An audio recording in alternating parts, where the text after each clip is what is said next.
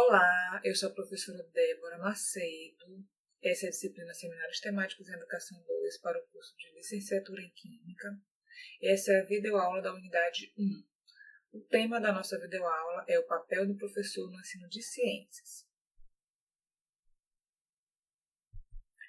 Os tópicos da nossa videoaula são 3. O primeiro deles é as relações estabelecidas na sala de aula. O papel de professor-pessoa, daí a gente trouxe uma imagem para representar um pouco sobre essa relação, sobre esse papel. E nosso terceiro e último tópico, o saber científico é para todos, que a gente também trouxe uma imagem que representa um pouco disso, que fala sobre a popularização da ciência. O nosso objetivo, o objetivo dessa aula, é analisar o papel do professor no ensino de ciências. A gente vai falar um pouco do papel do professor de uma forma geral, e depois a gente vai especificar alguns aspectos do professor de ciências. Então, para iniciar com o nosso tópico 1, que a gente vai falar das relações estabelecidas na sala de aula, a gente começa com o autor Antônio Zabala, seu livro de 2002, e ele fala que as relações estabelecidas na sala de aula estão diretamente ligadas ao desenvolvimento do estudante, tanto da sua aprendizagem, quanto da sua formação enquanto pessoa, enquanto ser humano. E que relações são essas? A que relações ele se refere na sala de aula? São as relações aluno-aluno, professor-aluno e aluno-conteúdo. E aí a gente traz uma imagem para simbolizar um pouco disso, dessas relações que a gente está falando aqui. E aí, quando a gente fala dessas relações, a gente fala um pouco também das metodologias utilizadas pelo professor. Essas metodologias vão fazer com que essas relações se desenvolvam. Como isso? Essas relações com a aprendizagem, e a gente vai passar no próximo slide, essas relações que a gente falou no slide passado, no sentido de que as atividades desenvolvidas, e aí a gente também já falou da questão da metodologia, elas direcionam o papel desses atores, que papel o professor vai ter e que papel o estudante vai ter, dentro dessa relação a partir da metodologia que o professor utiliza. Como assim? O professor vai ser um mero reprodutor de informações? O aluno vai ser um mero receptáculo dessas informações? Então, é a partir das relações, a partir da metodologia do professor, que esses papéis começam a ser delineados, e tomam o direcionamento que o professor der.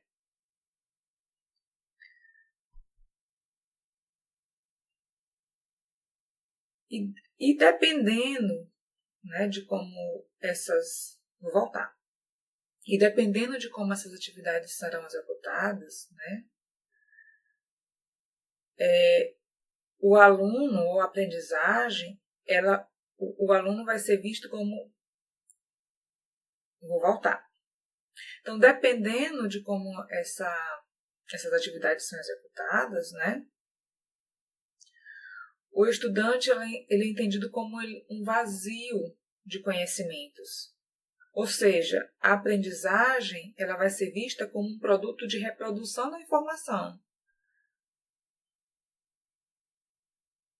Assim também, nesse mesmo pensamento, Delis Oikov e outros atores junto com ele no livro Ensino de Ciências, Fundamentos e Métodos, é preciso superar o senso comum pedagógico, que a gente está falando aqui, onde o aluno ele é visto como um vazio de conhecimentos. Ele não tem nada a oferecer. Então, esse, de certa forma, é um senso comum pedagógico que vem se perpetuando, que esses autores relatam a importância de se superar, né? Do aluno deixar de ser esse reprodutor de informações.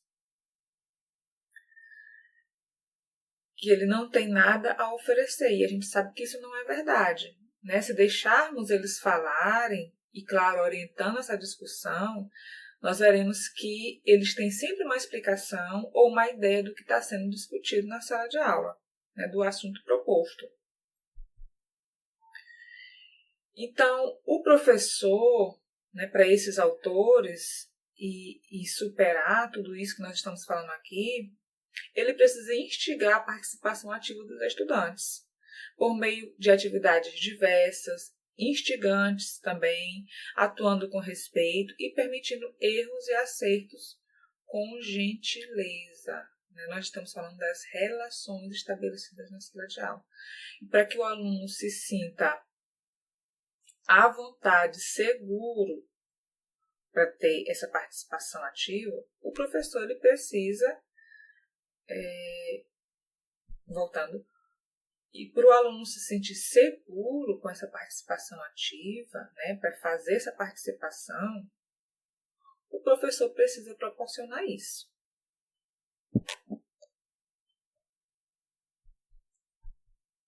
Continuando ainda com a última parte desse primeiro tópico. Então, para que o professor possa estabelecer essas relações, ele precisa ter um planejamento flexível e ser flexível também, né? Para que ele possa mudar o direcionamento da aula de acordo com o que o ambiente naquele momento vai propiciar para ele, né? Então, essa característica de ser flexível é muito importante para o professor, para a professora de qualquer área. Mas aí, quando a gente fala do professor de ciências, torna-se imprescindível abordar, né, o papel do professor como mediador do senso comum. Né? E aí a gente está agora aqui especificando um pouco o papel desse professor, puxando para o professor de ciências, né, que além do planejamento e de ser uma pessoa flexível, ele tem esse aspecto um pouco característico, né, de abordar questões do senso comum e o conhecimento científico, né, fazer uma mediação entre esses conhecimentos, e que um dos objetivos desse papel é fazer com que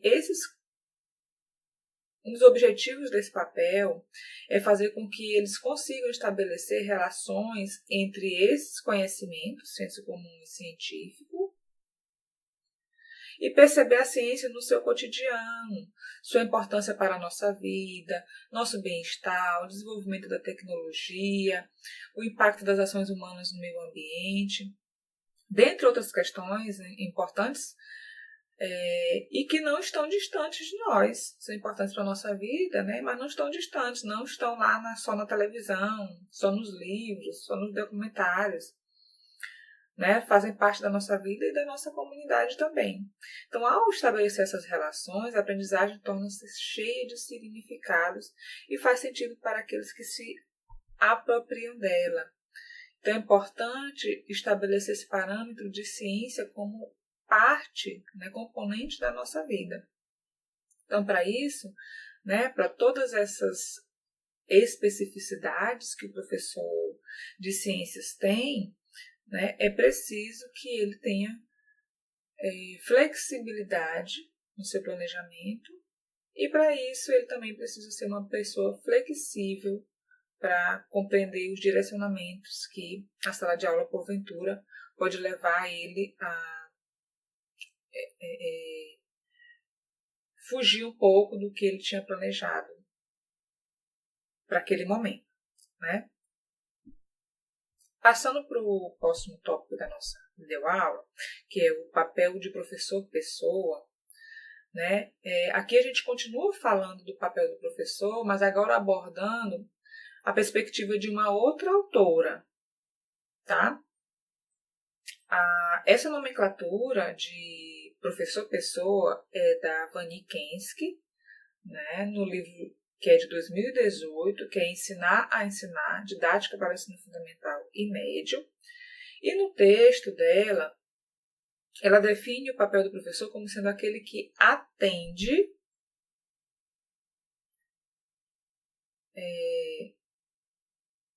Vou voltar. Ela define o papel do professor como aquele que atende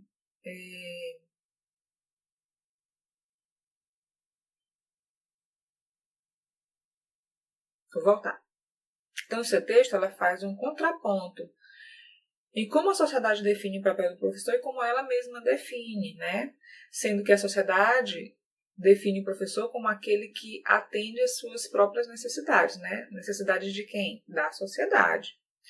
E a Vani Kensky, ela fala que o professor é aquele que aprende enquanto ensina. Já Vani Kensky fala que o papel do professor é aquele que aprende enquanto ensina, né? Usando também as palavras de Paulo Freire. Então, o professor, ele não é só aquilo que espera-se dele, né? Como a sociedade prega, mas ele é, para além disso, uma pessoa. Vou voltar para falar desse tópico novamente. Então, no segundo tópico da nossa videoaula, a gente vai falar sobre o papel do professor enquanto professor pessoa. Essa nomenclatura é uma nomenclatura da Vani Kensky, está no livro Ensinar a Ensinar, Didática para o Ensino Fundamental e Médio, que é de 2018. E ela, quando fala do professor pessoa, ela fala fazendo um contraponto do que a sociedade define o papel do professor e do que ela define o papel do professor, né? Sendo que a sociedade, para ela, define o papel do professor enquanto aquele que atende às necessidades da sociedade. Então, o principal papel do professor é esse. E para Vani Kensky, não, o principal papel do professor é ser pessoa, sendo aquele ser que aprende enquanto ensina, né? Usando aí também as palavras do Paulo Freire. Então, a partir desse pensamento do professor pessoa, ela estabelece 3 atuações do docente que ela acredita estarem ligadas ao seu desempenho. São elas. Eu trouxe uma imagem para a gente representar um pouquinho isso, né? O agente de memórias, essa imagem ela sintetiza todas essas três atuações que a Vani fala. O professor enquanto agente de memórias, né, agente da memória social, enquanto valorizador da cultura, né, da cultura de forma geral. Agente da memória educativa, enquanto reafirmador das ações sistemáticas e normas da escola. Além de ampliar essas características, além de ampliar essa característica, né, de agente da memória educativa, frente à sociedade digital e suas particularidades, né? O professor também, enquanto agente de valores, sendo docente um formador de opiniões e transmissor de hábitos e atitudes, tem esse papel inerente de agente de valores. Tal papel também está relacionado com as regras de convivência estabelecidas por esse profissional. E aqui a gente volta que fala o Zabala, né, que a gente trouxe que Zabala fala. Porque as ideias desses autores, tanto de Zabala quanto de Kensky, elas convergem quando colocam o professor no centro do processo das relações que favorecem o aprendizado dos estudantes, sendo ele responsável por promover um clima favorável para isso. Aqui podemos acrescentar, né, eu acrescento a sensibilidade necessária para ser um agente de valores. E, por fim, o agente de inovações, né? E como agente de inovações, é um pesquisador nato, aquele que sempre busca compreender o mundo e suas novidades para poder levar esses temas todos aos estudantes, né? O docente sempre será agente de inovações. Vou voltar. O docente sempre será agente de inovações na medida em que a sociedade evolui e nós precisamos acompanhar essa evolução. Nosso papel aqui é de mediar pedagogicamente todas essas transformações. E no caso do professor de ciências, né, nosso caso específico, são muitas transformações, né? Nós, mais do que os demais, temos uma ligação forte com esse conceito apresentado pela autora de agente de inovações, né? E por fim, nós discutimos no próximo slide que o saber científico é para todos. Então aqui nós destacamos o professor de ciências como aquele ou aquela, né, que leva esse conhecimento de forma que os estudantes se apropriem dele e que ganhem um significado. Que o conhecimento não fique vazio, sendo utilizado só para a prova e nada mais, né? E provavelmente ele vai esquecer esse conhecimento. Então, o ensino de ciências não pode ser acrítico e nem apolítico, pois a ciência está diretamente ligada com as transformações que a sociedade vive, né? Por isso que a gente fala da popularização da ciência. A ciência deve ser popular, ser levada à população, né? Então, com a análise do que de fato apresentar aos alunos e como abordar esses conteúdos, né? Vou voltar. Então, a ciência não é... Então, vou voltar desde o começo.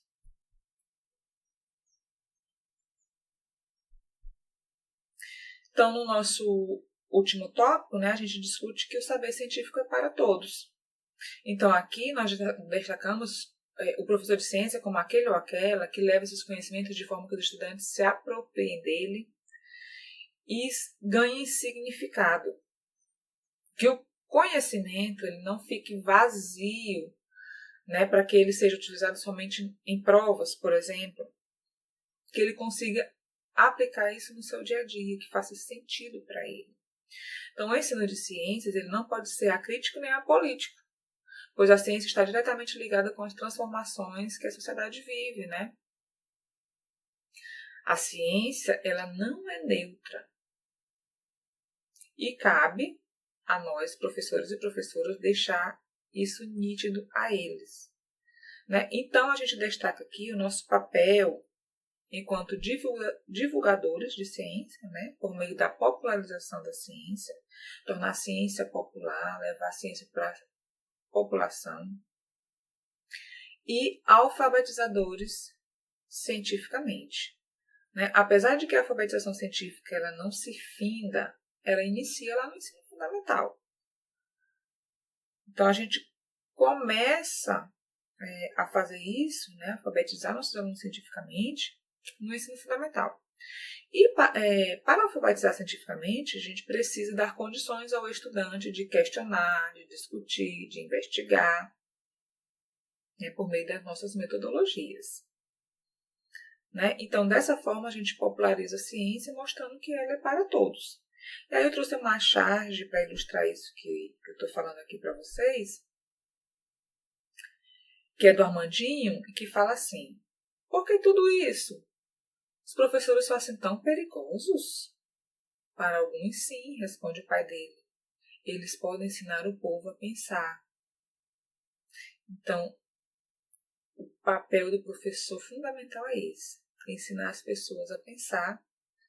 E o papel do professor de ciências, além de ensinar a pensar, né, tem que mostrar caminhos para que eles pensem por conta própria e façam críticas, sejam questionadores, sejam perguntadores, sejam analíticos, né? Formar cidadãos faz parte do nosso papel. E enquanto professores de ciência, muito mais porque somos nós que fazemos a relação do conhecimento científico, aquele descoberto pelos cientistas, com a vida do aluno, para que o aluno compreenda que a ciência não está distante dele e que faz parte do cotidiano dele, né? A partir da alfabetização científica e da popularização da ciência. Então, dessa forma, essas aqui são as nossas referências, tá? Dessa forma, se você chegou até aqui, eu espero que você não desista. A gente vai encerrando a nossa videoaula. Muito obrigada e até a próxima.